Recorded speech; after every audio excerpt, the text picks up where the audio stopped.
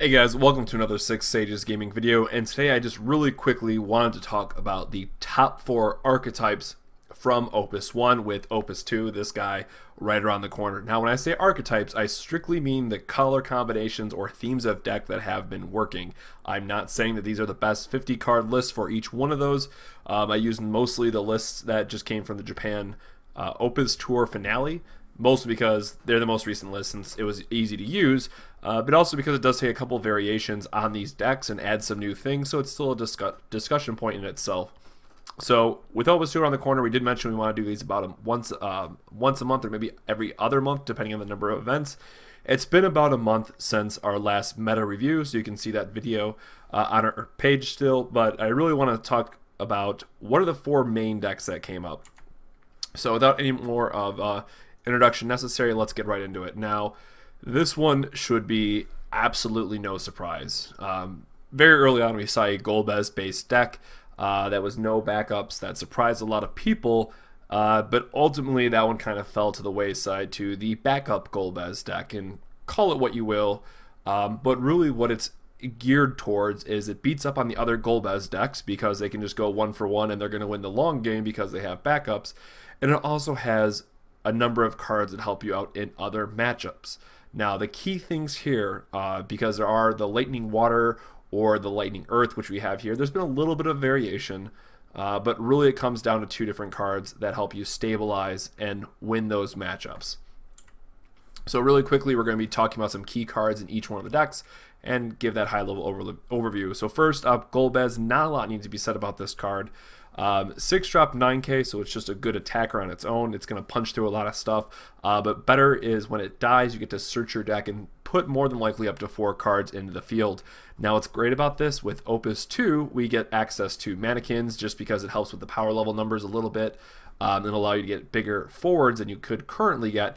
And again, as we've been saying, this card just gets better over time. So I'm very much looking forward to Golbez as he continues to grow or get better with the card pool. The card that we mentioned, or the themes of cards that we mentioned that help you win against other Golbez decks and helps you get back in the race, are Shantoto and Cloud of Darkness. The one thing to note here, to be very careful about, is Shantoto does remove, Cloud of Darkness does break. So if you're behind and they just broke their Golbez, so they have 4 out and you have a Golbez on your side, you can play Cloud of Darkness, reset their board to 1. 99 times out of 100 they're going to keep Zidane, what have you. But then you can break your own Golbez and then get 4 of your own guys and have this game where you can party up or match against their, I shouldn't say party up, match against their forwards a bit better and come out ahead, because then you're going to have 3 extra attackers essentially. And then Shantoto is really just great because it's going to be able to clear the field. And again, that they don't get the Golbez effect. So if they're sitting on a Golbez and you just want to remove it and you still want to be able to play backups and accelerate your plan, that's when Shantoto comes into play. The last more honorable mentions, if you will, for this deck specifically, or at least what I really like about the backup version, is that you get to play Tama. What she really allows you to do is get something in the field at instant speed, and especially when we have Delita, he's just a beanie and makes you break your own stuff.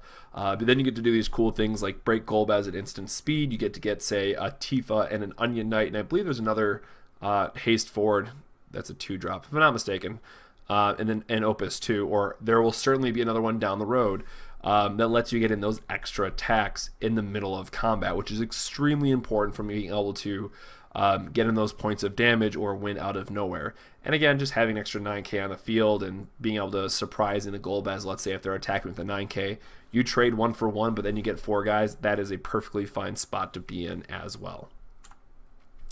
Moving along, and I was so happy to finally see Light Cloud appear again in Japan. It's a card that a lot of us have been missing, and that's more so because in Japan they have a starter Cloud really is great for the aggressive decks. Being able to give something 1k power is huge, and being able to play a 9k as low as a 4, as well, sometimes 3, I guess, if you're really lucky, but it most often is going to be played as a 4. 4-drop is great spots to be in for the most aggressive decks. But really, this deck is going to shine because because he has Brave, he can declare himself as attacker, use his Omni Slash, and break their best forward, and still be declaring as an attacker. Now, again, Strongest Sword Gilgamesh has a similar ruling, and again, this all happens before blocks are assigned. That's really important to understand. Then the other two things that really make this more of a control deck. I used to say mid-range, but the game is kind of very well split, that if you're not being this more aggressive build, you're playing this slower game that's more control. Guy is insanely strong against the ice-based decks. As you guys know, ice is my favorite element to play. And anytime I see Guy slam down across the table from me, it's going to be a long game. It's going to make us play a lot differently. And then lastly, Cecil is just amazing at shutting down the aggressive decks, pinging something for 5k, and taking care of those. But let's get right into it with Light Cloud. Again, will he remain on top with Opus II? Most likely. At least what I've seen at the spoilers. And again, I haven't gone into all of them at the time of the recording of this. But Light Cloud, it doesn't look like anything is going to touch his level in terms of utility or price, really. And yes, he's Cloud, so that does play into it. But ultimately, this is just a great card. Over the course of Opus I's meta, we've seen people putting this in, say, the Wind-Water deck, just to have something that can break your opponent's forwards, because it's in Wind-Water, you don't really have that ability. So Cloud is kind of filling this very important role for a lot of decks with being able to break their forwards. So absolutely, this card is going to be sticking around for some time to come. As I mentioned, for your more anti-aggro builds, we have Cecil, who's going to be able to deal 5,000 damage to something. He's a 7k body himself, which is not bad. But then we also have Prish. And this card can gain Brave, which is fantastic. We always want to be able to have something with Brave so we can keep attacking and playing defensively. But the fact that she can gain plus 4,000 power until end of turn each time she blocks is an extremely powerful benefit to have. And then if you add, say, a water deck for other people that are brewing some other stuff out there, Minwoo and this card can absolutely just wall off your opponent. So both of these are very, very strong against the more aggressive decks. And then lastly, we do need a bit of card advantage, or we need other ways to deal with our opponent's forwards. Tifa with her water kick being able to deal 6,000 damage to something is going to kill a number of forwards in the game, and a lot of the forwards that you're going to come against in a wide variety of matches, so the utility will always be there. And then, of course, she dulls it as well. And if you combo her with Zangan, you can, one, tutor it up for free if you EX burst him or play him, but he does give Tifa haste. So there are games where they might have one or two blockers left. You can Red Mage one of them, play a Tifa and Water Kick. Yes, it's a lot of resources, but I've won a number of games that way. And it can help you get in those last points of damage where your opponent thought they could attack with one of their forwards and be safe. So there's these plays that this deck can do. Sure, they take a little bit of setup, but they will end the game on the spot for you.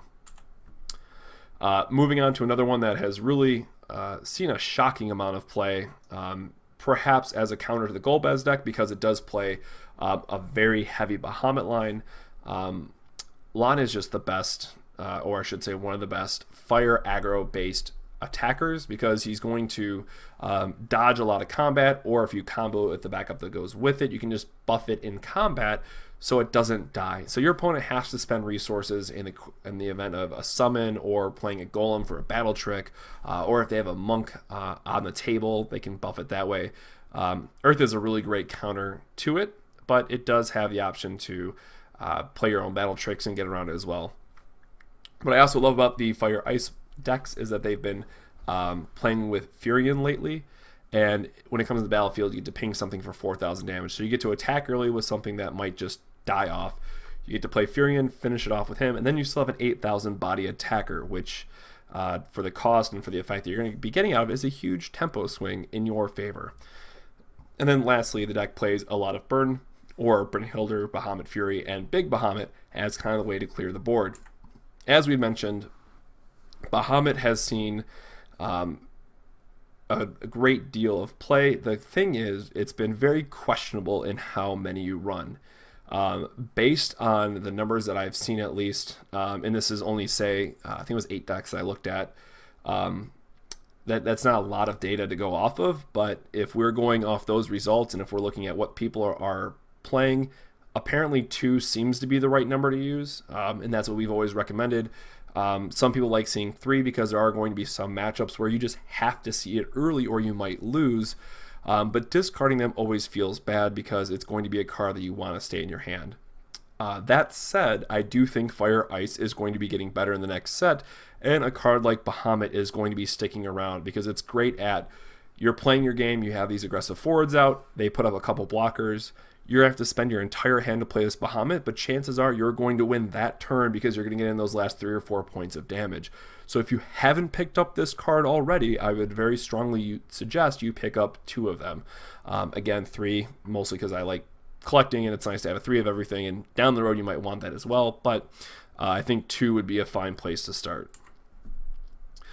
A combo that, I will take this moment again to stress that these are archetypes that I'm talking about. These aren't the best 50 card lists per se, but I was very upset to not see this combo pop up until recently. I absolutely love this combination.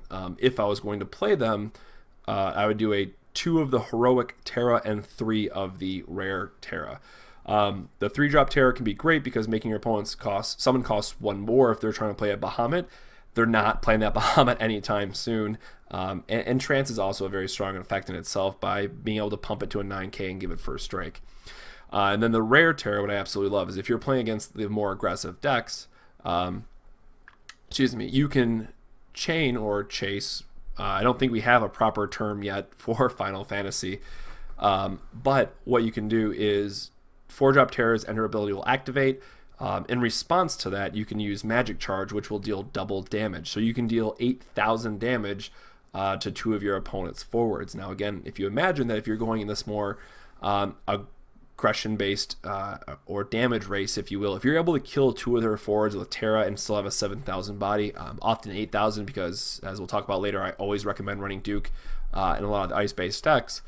Again, for the same logic with Furion, it's going to put this tempo swing heavily in your favor when your opponent had to burn a lot of resources to play those 4 or even some 5-drops.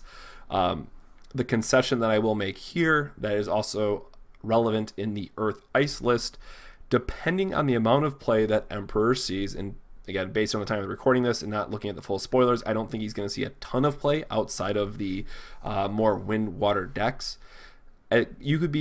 There could be a deck that moves away from these because then you can't use the special. However, Ice is very, very good at having a discard-focused or enter the ability-focused deck, and Fire has a lot of those tricks as well. So very easily, if you're seeing a lot of Emperor, the new Emperor from Opus II being played in your meta, it wouldn't be surprising to see someone shift to the more discard or Furion kind of abilities where you still get value of it and then they're just a vanilla creature on the board, and that is going to be good enough most likely. And then lastly, kind of the combo I talked about, land just a great attacker. You can give him plus 1,000 power until end of turn. So they block with a 7, you buffed 8, he's going to live. Again, if you're playing a fire-based deck and you're going to be more focused on trying to get in those points of damage, very strongly recommend running this combination. 1 of the backup, 2 to 3 of land depending. Again, because he doesn't have a special, most people will just run 2.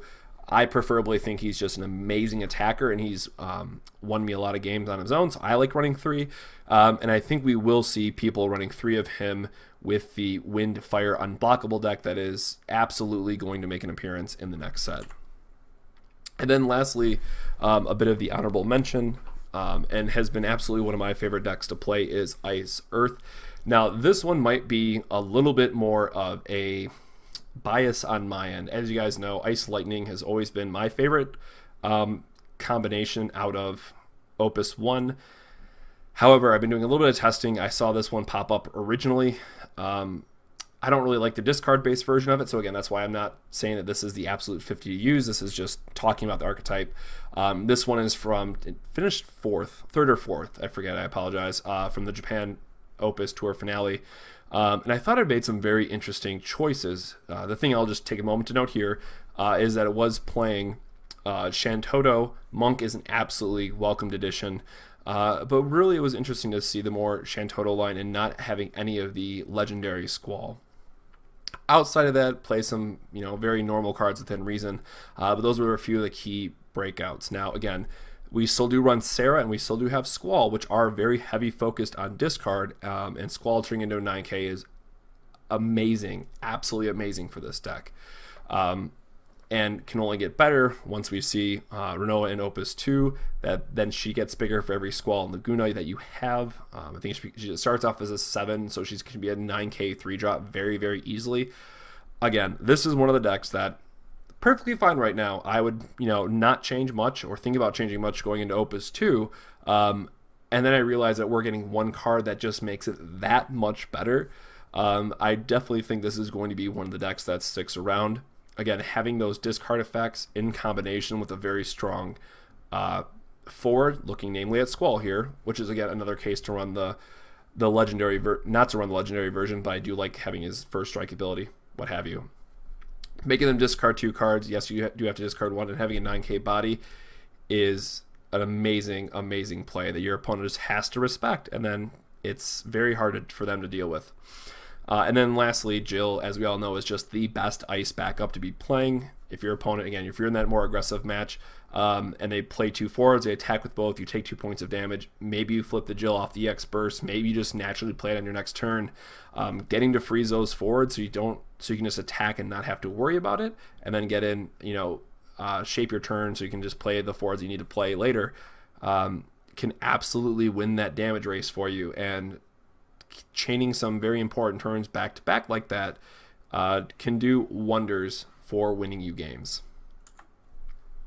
What I really liked about the Earth version instead was Capal. If you saw our deck that we put out on Twitter, and I think we put it on the Facebook page as well, this is honestly just a card I overlooked. 100%, I'll admit it.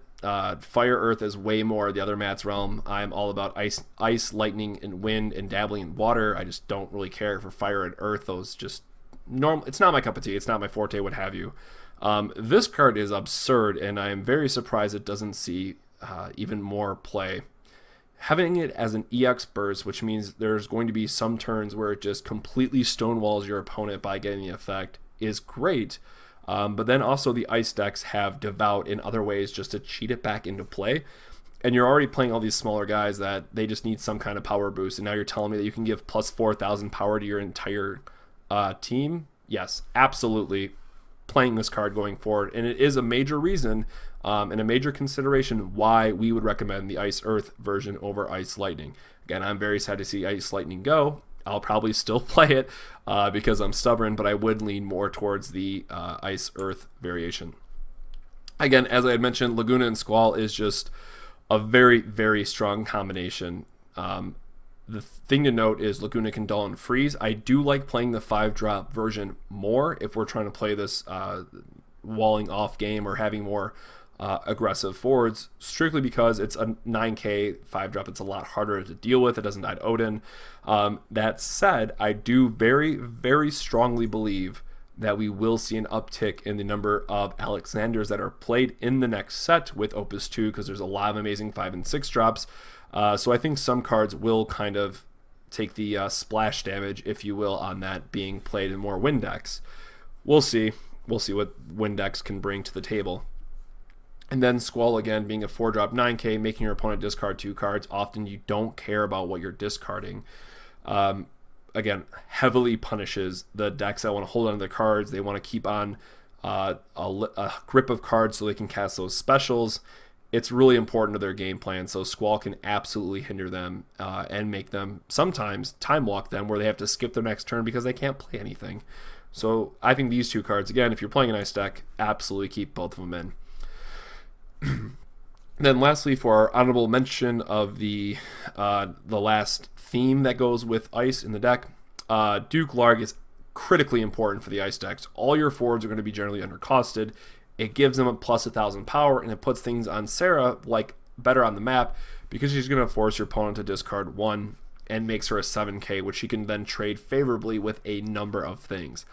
Again, I can't stress enough, if you are playing the mono-element decks, which I think we will see more of in Opus II, or if you're playing the decks that just say, I'm only splashing fire for, let's say, the summons, and I'm using all earth forwards, absolutely play the backup that gives all your earth forwards plus 1,000 power. You will not be upset. So again, if you're playing ice, please play Duke. Please play at least 2. I was never upset when I saw this. I will probably run 3 just because it's that good in future ice lists, but these 2 cards probably should be in every ice deck going forward. And then lastly, for the honorable mention in terms of an archetype, as you guys know, Titus, however you want to say it, was my favorite legendary out of Opus I, just because I love his Blitz Ace effect. At one of our events, I was able to attack with a 17k Titus that attacked 6 times for the win. And yes, it was relevant that he had that much power. I had to wait until I could get him over 14k, I think is what the wall was at. So will we see this with the next set? I don't know. The Yuna Riku Pain combo is getting a lot of love in the next set. We do see some cards that are helping boost wind and water in general.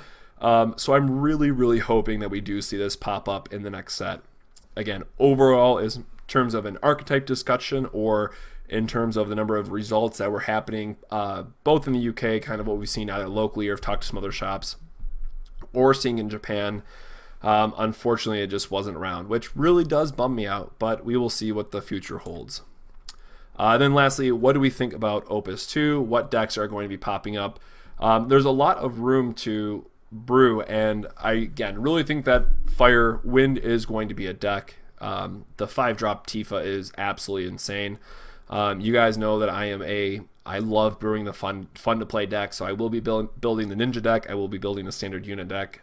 One that I'm really excited for, and I think that with some tweaking could very sincerely work, is going to be a Fire Water deck based on the Wonder Twins, the White and Black Mage Twins, because both of their effects are absolutely wonderful. And if you're telling me in a game that we can add actual burn to it, where I can just deal a point of damage to my opponent, regardless of how many forwards they have in play, in this game seems like a very strong effect to have. So that combination automatically grabs my attention and says that we should probably do something with it. I can almost guarantee that it'll be tier 2 out the gate, but will it get up into that more tier 1 spot? Who knows? So that's all I have for the video today, guys. Let me know what you think about the 4 that I picked. Is there one that I should have mentioned? What has been your favorite deck out of Opus I? Make sure to drop it down in the comments below and let us know. And again, the other thing is, what are you most looking forward to with Opus II? Give us another shout out about what your favorite deck archetype or even element combination that you're looking forward to with Opus II. So thank you very much for watching, guys. Make sure to like, comment, subscribe, all that good stuff. We sincerely appreciate it, and we will catch you on the next 6 Sages Gaming video. Have a good one.